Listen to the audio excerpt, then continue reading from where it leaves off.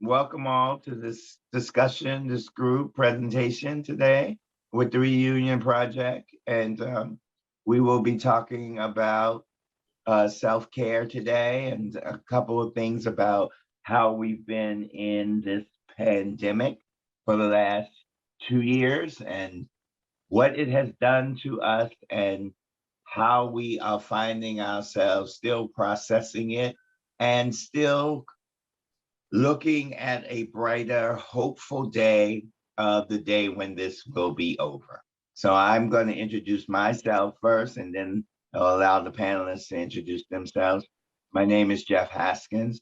I am a retired person, have worked with the Reunion Project over the years in the Philadelphia area. And I am now doing consulting work and with Philadelphia Fight Community Health Center. So then I will pass it on to Lupe.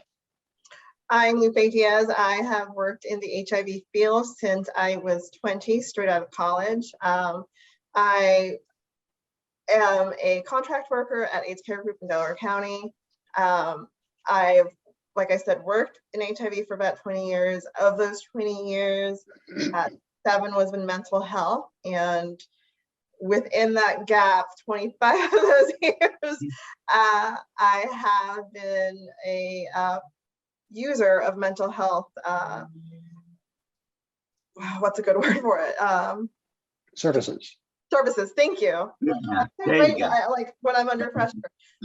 So not only do I have the knowledge of what happens in mental health services as a provider, but also as a user. David. Thank you. Well, thank you, Lupe. David. Yeah, thank you. And I just want to say I'm Dr. David Fawcett. I'm a mental health provider, have been for many years, but I've also been a consumer. And I think it's so important to say that, right? Because there's still so much stigma and shame sometimes about that for no good reason. But that mental health for me has been affected by being diagnosed in 1988 with HIV. And so HIV has been my companion for most of my adult life. And that really has steered my professional interest. And so a lot of work with HIV, a lot of work with mental health and addictions, most recently with methamphetamine and gay men, and just getting so tired of seeing guys having survived the HIV epidemic succumbing to methamphetamine. And so it lives on, I think, some of the issues of the shadow of HIV. And so I'm always happy to participate in something like this. So thank you for the opportunity. Right. So I think you both made a good point about a connection from our, the first epidemic, HIV, and then the COVID epidemic, pandemic that is happening now. So I guess the first question would be, how or what does self-care mean to you as the professionals or as the consumer? And any one of you could go first. Well, I think that typically we see self-care as like, oh, I'm gonna have a spa day, I'm gonna, have a me day. But it's not just that. Like, I was talking to a coworker today and he got a haircut and I'm like, oh, I like your haircut. And he's like, yeah, I felt that I needed some self-care. So it was something as small as that, as, making time for yourself to get a haircut. For me, taking an hour out of my day to have my meal during work hours is self-care.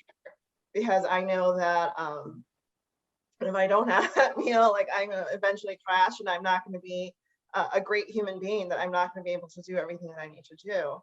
I also would like to say that self-care, you can't feel guilty about self-care, because I feel that sometimes we feel guilty about taking that break or taking time for ourselves, that we're being selfish. I think that once you start feeling guilty, it takes away from that self-care. So we have to be okay with like doing those small things for ourselves. Okay. Thank you. I want to build on that, if I may. I think sometimes, and I've lived this as well, self-care feels self-indulgent, like it's a luxury, or it's something that, well, maybe if I have time left at the end of my day, I'll do it, but I don't really like. It's like it's an optional activity, and it's really not.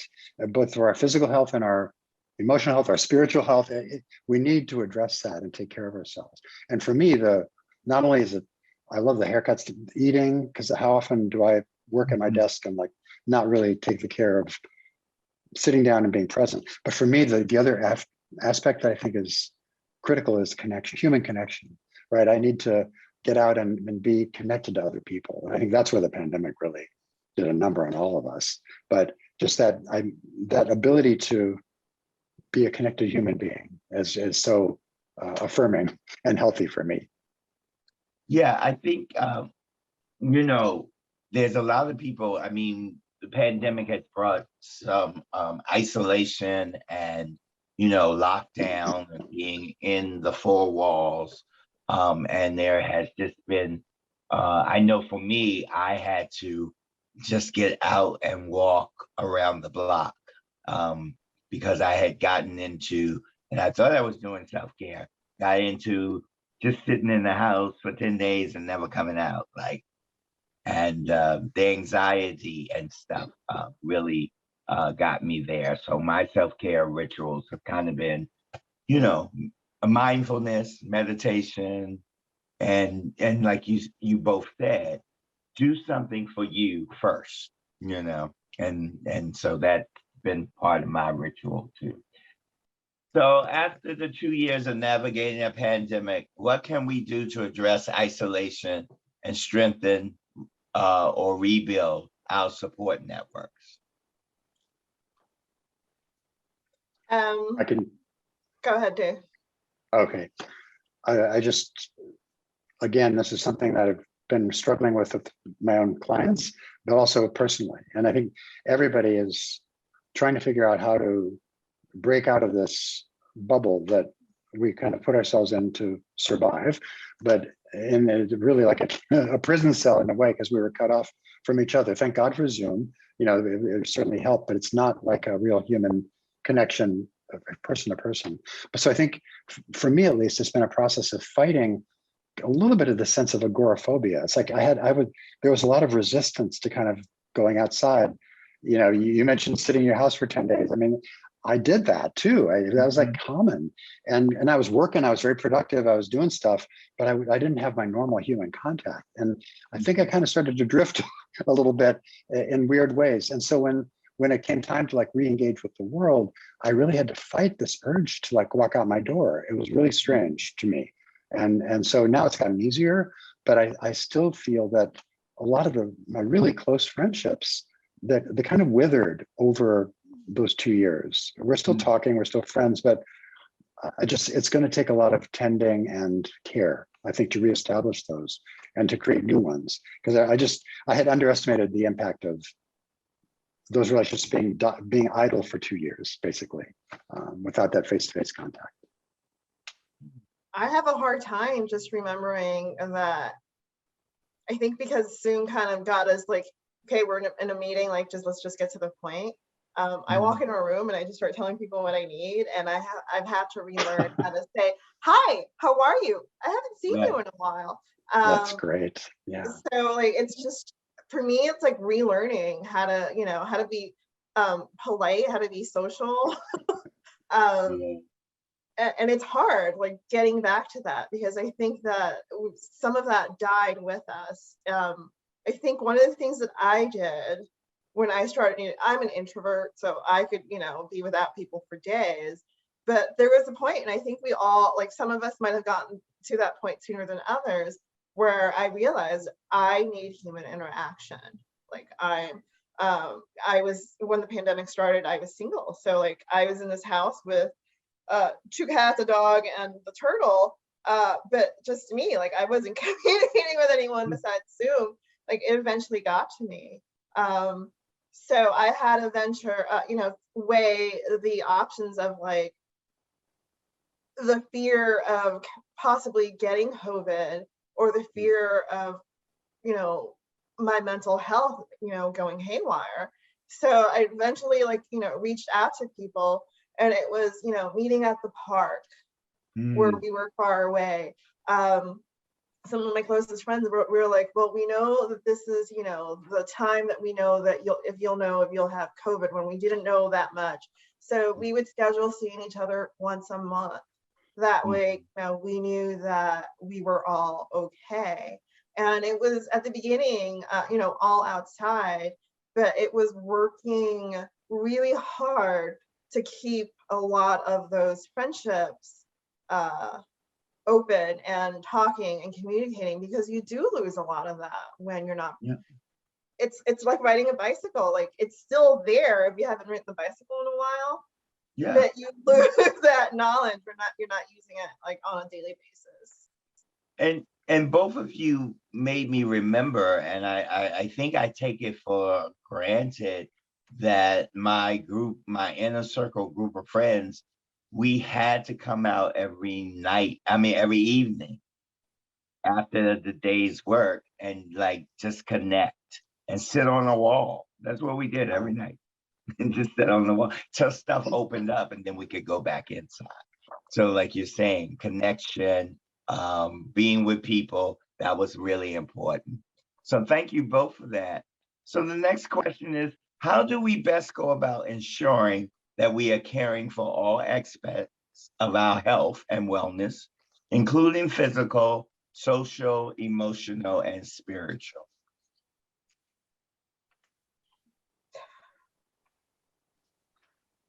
Well, I guess I can start at least with that. I think, first of all, I love the question because it recognizes all these other dimensions of self-care that I think we sometimes tend to overlook. And so I think recognizing that we have spiritual needs, or we have certain emotional needs and physical needs, and how often we kind of just override those and ignore those. And I think a lot of us were doing that, especially during the pandemic. So for me, it's been really kind of addressing kind of my own demons, my old past, and that's old core beliefs about feeling shame or feeling unworthy or all that stuff that kind of every human being has, I think. But it kind of reared a little bit more during the pandemic. And so I kind of had to go back to basics a little bit coming out of it and just do straightforward kind of mental health care, self-care. I love the fact you mentioned earlier mindfulness and meditation, because I do that every day just as a way of grounding myself. So I think I guess my point here is that it recognizes all those different dimensions of self-care as something that's really integrated into my daily activity. And I think that's it. As I said before, it's not like a luxury, it's something I need to kind of integrate. And for me, if I do best when I have daily rituals. So I start my day with certain things I do, right, including meditation and mindfulness and gratitude and that kind of stuff. But it really is helpful for me because it anchors the day, and I can be having a good day or a bad day, or isolated or not, or feeling good or not. But at least my day starts in a way that is familiar and keeps me feeling grounded and safe to do the rest of the things I need to do. So I think that aspect for me, at least, building it into my rituals every day has been really important. I think rituals are important. I think that's a great thing that you mentioned. I think part of why COVID affected, when the quarantine started, affected a lot of us, because we had rituals. Wake up, shower, eat breakfast, go to work. There were rituals at work, your meetings, this, that, you came home. I would walk, between meetings. Which was an important ritual for my physical health, for my self-care in that way. And all that went away. So it was refinding ways to continue certain rituals for me. As many of us during the pandemic, because I wasn't walking from meeting to meeting, and I wasn't having that, there was a lot of gateway. And I'm like, when I realized, I was like, we can't have this. This is bad for my physical health. It's also bad for my mental health. So it was the ritual of finding time suddenly, because now I didn't have time between meetings, right? Like I couldn't, everything was on Zoom. We were sitting down. So it was finding those moments, again, going back to the self-care of walking. So, now my partner and I have decided that on his days off, he has a weird schedule. I will always take my 1 hour lunch break. We will quickly eat, and then we will drive. We drive around to. There's a national reserve near us. There's a couple of parks nearby. So we'll drive and we'll take that 30, 45-minute walk, and it's become a ritual for us. And it's for me. I think for him, it's more like, oh, like it's my day off and I get to do something nice with my partner. For me, it's become a ritual, and it's since I'm not walking everywhere for work, I'm still getting that self-care and that physical need that I have to have some type of exercise. So I think it's important, if we've lost some of our rituals, to find ways to put them back in a different manner. Well, thank you both for that. I know rituals keep you centered and focused. So I'm glad we established that practicing the ritual is self-care. The next question: what is the importance of continuing or starting to pursue our hopes and dreams? Well, I'll just say there's a lot of research on the benefits, the mental health benefits of purpose, right? Having purpose, having meaning, having some point to all this, and to go through it. And I think I'm always astounded when I talk to my clients or my patients about what is your purpose? And most people, I think, just kind of, they're going through the motions of life without really looking at the long game, if you will, of sort of thinking, what's it all about? I think for those of us who have faced HIV, I think it certainly honed my purpose. I'll tell you that. First it was survival, but then just like, okay, what does this mean? And what it turned me into, it turned me into a therapist, frankly. It said I wanted to do something with this. What can I do? And I think, and it doesn't have to be healthcare or mental health or anything, but I think each of us have to kind of really work to find something, because there are days, as I'm pretty basically a happy person, but there are days when I just don't want to get out of bed. It's like, what's it all about? And I'm just tired and old, and but if I have purpose, if I can remember, okay, well, this is why I'm getting up. This is what gives my life meaning today. That's like this fuel, if you will, that not only keeps me going, but it makes me feel good. It's like it's dopamine. It buoys me up and makes me feel happy and of service. And that meaning, for me at least, and then maybe it's just because I'm getting older and we do this life review thing. It's like, what's it all about? What's my legacy and all that stuff? But I think for me, definitely the service piece is huge. What is my purpose, and what's it all about, and what can I do? Yeah. Thank you. Lupe? I think I want to focus on the dreams part of this. I think that for a lot of people, our dreams felt like they had to be put on hold during COVID. Yeah.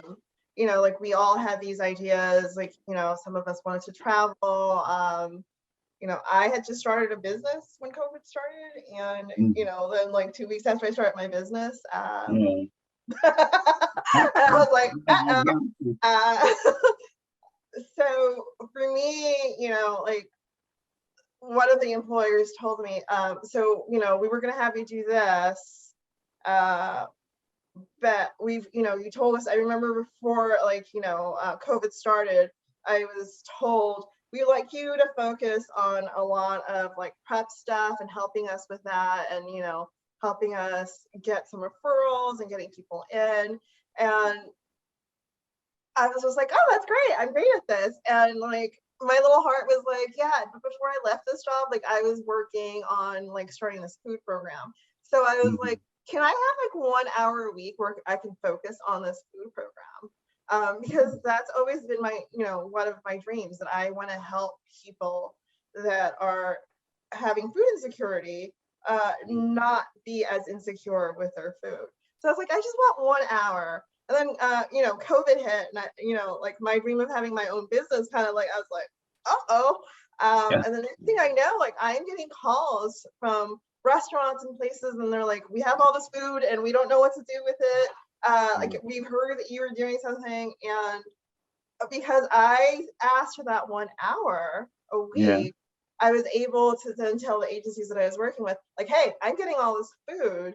And that at 1 hour a week has basically turned into like 40 to 60 hours a week. It became my full-time job because I was like, I knew that this was something that I wanted to do, and I advocated for myself, which I think is very important, that we all advocate for our dreams. That if, I mean, you know, we have to be realistic that, you know, our dreams might not be able to pay the bills. So we all have to have a job. Some of us are lucky and our dreams like can pay the bills, but like not everyone has that luck. So just doing things that can continue us living that dream or doing little things. So yeah, we maybe can't travel to Italy right now, but you know, we can maybe travel to the Outer Banks that are close by and is outside during COVID.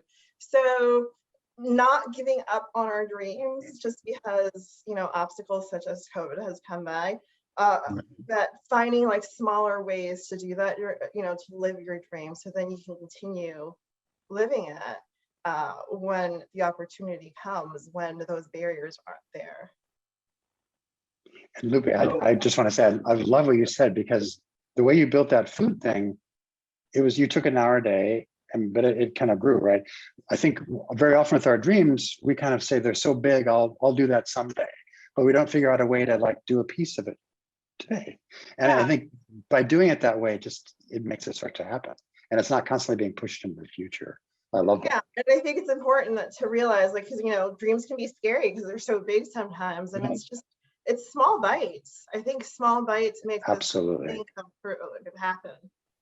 Absolutely. And you know, since you both talked about dreams, what COVID did for me, I've been trying to write this book forever in my busy life, but because I was, you know, shut in, I got it done. And so good for you. The dream really became a reality because I had time in my house.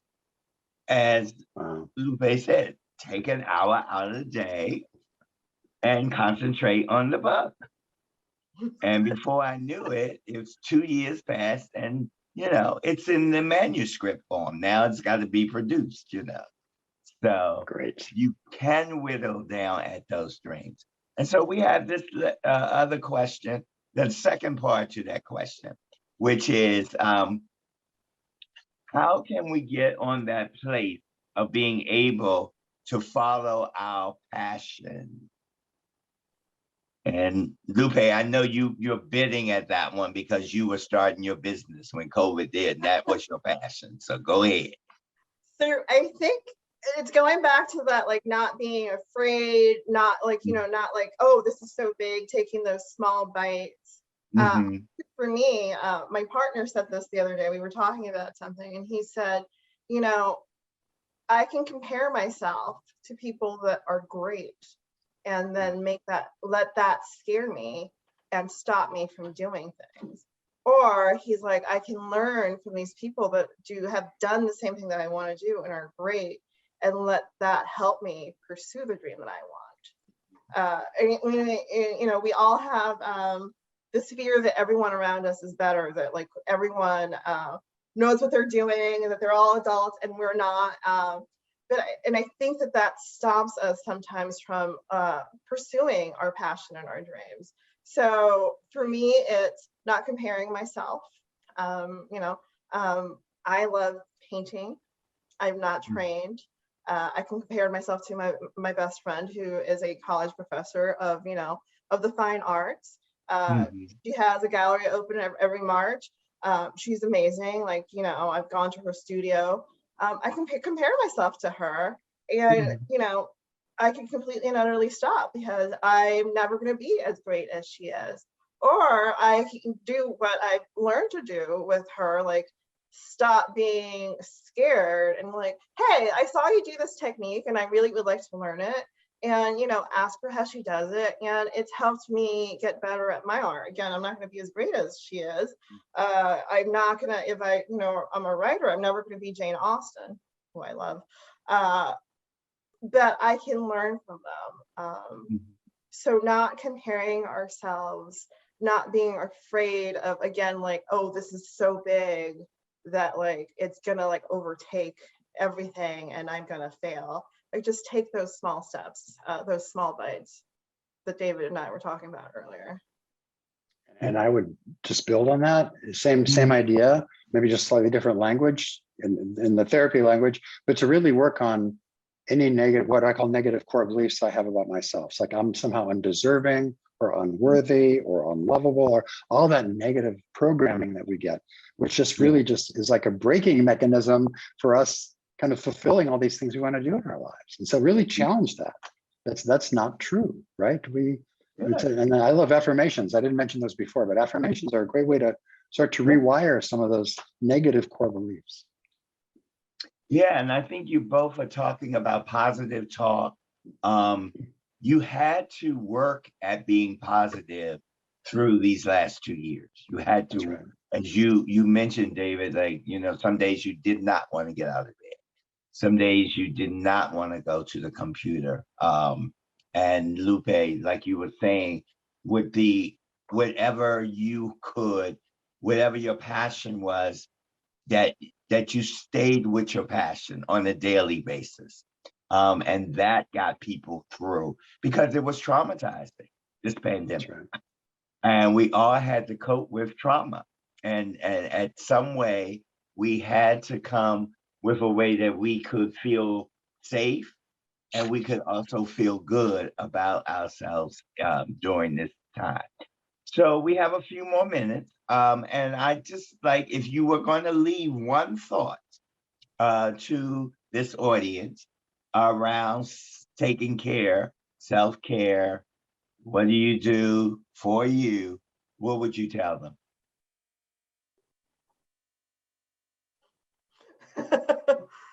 Ooh, that's a good one.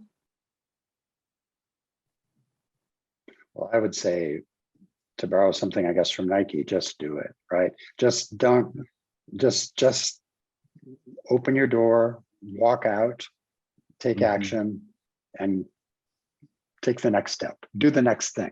I think sometimes I can like I can flood myself with just too much to do. But if I do the next thing, the next step, suddenly I've accomplished a lot. But I think just don't let all the pressures of doing it perfectly or feeling unworthy or all that stuff, that clutter, don't let it get in the way. Just do it.